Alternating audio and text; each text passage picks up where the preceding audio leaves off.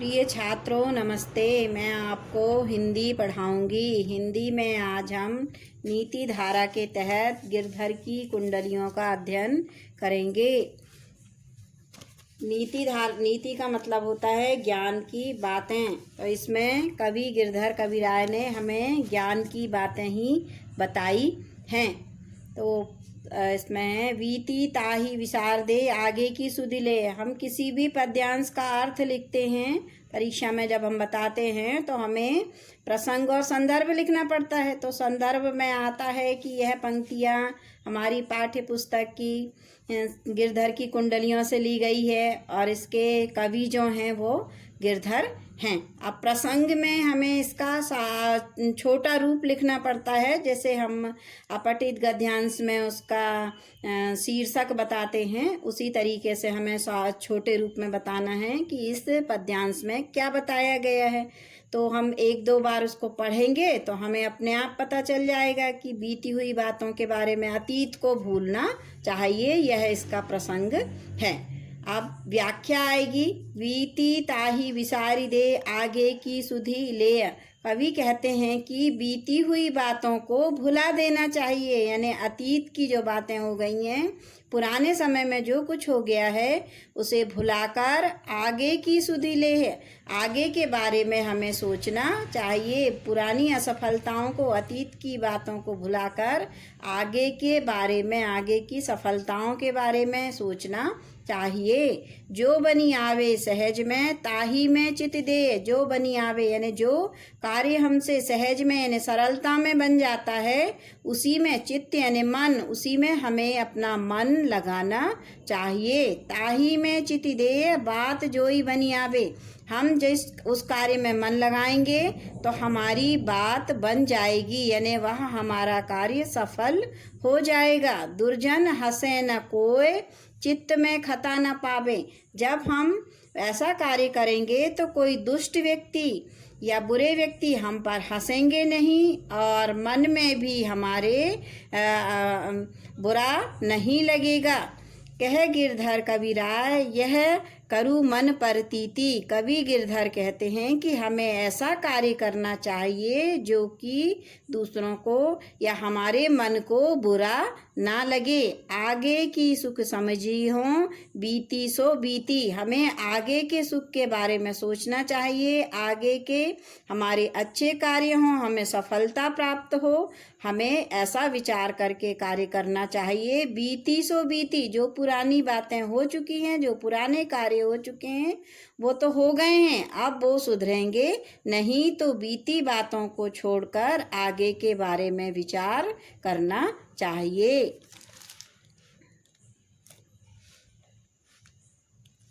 अगला पद्यांश में दिया गया है, संदर्भ पूर्वानुसार रहेगा, सिर्फ प्रसंग ही बदलेगा। प्रसंग में कवि ने कहा है कि साईं अपने चित्त की, व्यक्ति को अपने मन की बात को कभी भी भूलकर किसी से नहीं कहना चाहिए। साईं अपने चित्त की भूल ही ना कहिए कोई। अपने चित्त की, अपने मन में जो भी बातें हैं आपके मन में, उसको किसी से भी नहीं कहना चाहिए। आप क्या विचार कर रहे हैं, क्या आगे की आपकी योजना है, यह किसी को भी भूल से नहीं बताना चाहिए। जब लगी मन में राखिए तब लगी कारज होए। यह बात तब तक हमको मन में रखना चाहिए जब तक कि हमारा कार्य पूरा नहीं हो जाता। जब लगी कारज होए भूली कबहू नहीं कहिए।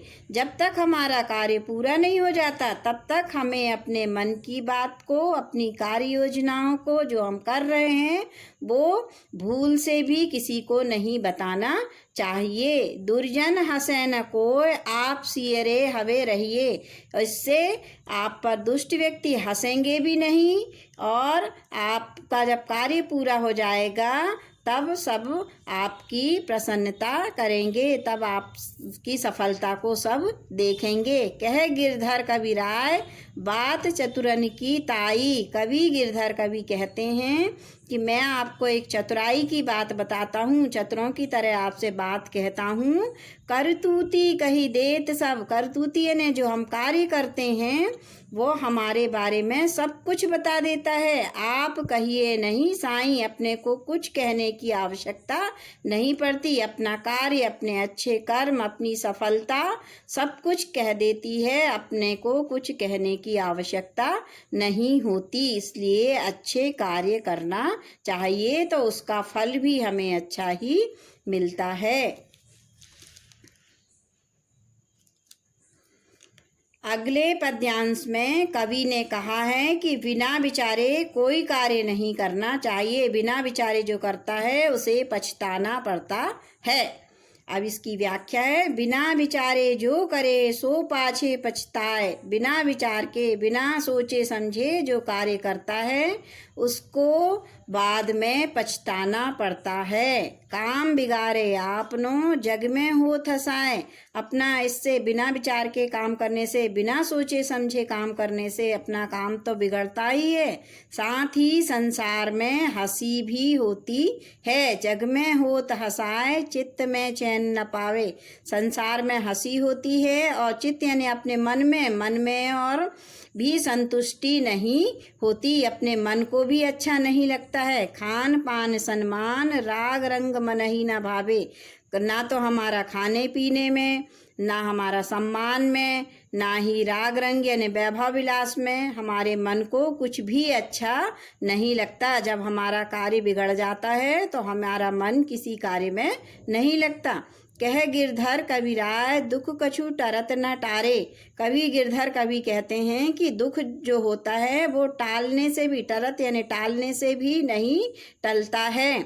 खटकत है जिय माय कियो जो बिना विचारे। खटकता यानी बुरा लगता है, जिय यानी हमारे मन को बुरा लगता है। कियो जो बिना विचारे, जो हम बिना विचारे कार्य करते हैं। चौथे पद्यांश का अर्थ, इसमें चौथे पद्यांश में प्रसंग आएगा कि दौलत पाकर, पैसा पाकर, रुपए पैसे पाकर हमको कभी भी घमंड नहीं करना चाहिए। दौलत पाए न कीजिए सपने में अभिमान। धन संपत्ति पाकर, रुपए पैसे पाकर कभी किसी को सपने में भी घमंड नहीं करना चाहिए। चंचल जल दिन चारी को ठाऊ न रहत निदान। धन संपत्ति जो होती है, रुपया पैसा होता है, वो कैसा होता है? जल, जल यानी पानी की तरह। चंचल यानी चंचल होता है, जो किसी दिनचारी को यानी 4 दिनों का होता है। एक जगह जिस तरह पानी चंचल होता है, एक जगह नहीं ठहरता है, उसी तरीके से धन संपत्ति भी एक जगह नहीं ठहरती है, स्थायी नहीं रहती है। ठाऊ ना रहत निदान, और उसका कोई निदान भी नहीं होता, एक जगह ठहरती भी नहीं है। ठाऊ न रहत निदान जगत जियत जग में जस लीजे। जब जिसका निदान नहीं है, जब तक हम जी रहे हैं, जियत यानी जी रहे हैं, जग यानी संसार में, तब तक हमें यश प्राप्त कर लेना चाहिए, सम्मान प्राप्त करना चाहिए, अच्छे कार्य करना चाहिए। मीठे वचन सुनाए विनय सब ही की कीजिए। हमें सदा मीठे वचन बोलना चाहिए, अच्छी वाणी बोलना चाहिए। विनय सब ही की कीजिए, और सबके साथ विनम्रता का व्यवहार करना चाहिए। कह गिरधर कबीराय अरे यह सब घट तौलत। कवि गिरधर कहते हैं कि यह सभी के घट यानी हृदय में, विनम्रता से सभी के हृदय में अपना स्थान बनाया जा सकता है।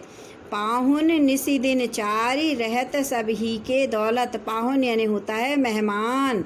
यह धन संपत्ति जो होती है वो मेहमान की तरह होती है। जैसे मेहमान 4 दिनों के लिए आते हैं, उसी तरह से धन संपत्ति भी 4 दिनों की, कुछ दिनों की रहती है, सभी के दौलत। तो हमें धन संपत्ति पाकर घमंड या अभिमान नहीं करना चाहिए। सभी के साथ विनम्रता भरा हमारा व्यवहार रहना चाहिए। कवि के इस पद्यांश में कवि कहते हैं कि अच्छी बातें सबको गुण सबको अच्छे लगते हैं, दुर्गुण किसी को, बुराई किसी को अच्छी नहीं लगती। गुण के गाहक सहस नर, गुण यानी अच्छी बातों को हजारों लोग पूछते हैं, या अच्छी बातों के ग्राहक हजारों लोग होते हैं। बिनु गुण लहे न कोय, बिना गुण के, जिसके पास कोई अच्छाई नहीं होती, जिसके पास कोई गुण नहीं होता, उसे कोई नहीं पूछता, उसे कोई पसंद नहीं करता। जैसे कागा कोकिला, शब्द सुने सब कोय, जिस तरीके से कागा यानी कौआ और कोकिला यानी कोयल, कौआ और कोयल दोनों के आवाज को सब सुनते हैं। क्यों सुनते हैं? शब्द सुने सब कोय, कोकिला सबे सुहावन, सब दोनों की आवाज सब सुनते हैं, लेकिन कोयल सबको अच्छी लगती है। दो को एक रंग, काग सब भय अपावन, दोनों एक ही रंग के होते हैं, दोनों काले रंग के होते हैं। कौआ भी काला होता है, कोयल भी काली होती है, लेकिन काग भय सब भय अपावन, अपावन यानी अपवित्र, कौए को सब अपवित्र मानते हैं। उसको कौआ आता है तो उसको भगाते हैं, उसकी आवाज किसी को अच्छी नहीं लगती। और कोयल की आवाज सबको बहुत अच्छी लगती है, बहुत मीठी लगती है। कह गिरधर कवि राय, सुनो हो ठाकुर मन के। गिरधर कवि कहते हैं कि सब अपने मन की बात सुनो। बिनु गुण लहे न कोय, सहस नर गाहक गुण के, बिना गुण के, बिनु गुण लहे न कोय, बिना गुण के कहीं पर भी सम्मान नहीं होता किसी को। जिसके पास गुण नहीं है, अच्छी बातें नहीं है, जिसके पास अच्छा स्वभाव नहीं है, उसे कोई पसंद नहीं करता। सहस नर गाहक गुण के, और जिसके पास गुण होता है, जिसके पास अच्छाई होती है, जिसके पास अच्छी बातें होती हैं, जिसका अच्छा व्यवहार होता है, उसे हजारों लोग पसंद करते हैं। इसलिए रंग रूप पर ना जाकर अपना व्यवहार सभी से अच्छा रखना चाहिए। इन सभी कुंडलियों को आप लिख के अपनी कॉपी में नोट करें। इन सभी कुंडलियों का जैसे मैंने अर्थ बताया है, तो आप इन सभी कुंडलियों का अर्थ अपनी कॉपी में नोट करें और इसकी फ़ोटो खींचकर ग्रुप पर ज़रूर डालें। बंद कर दो।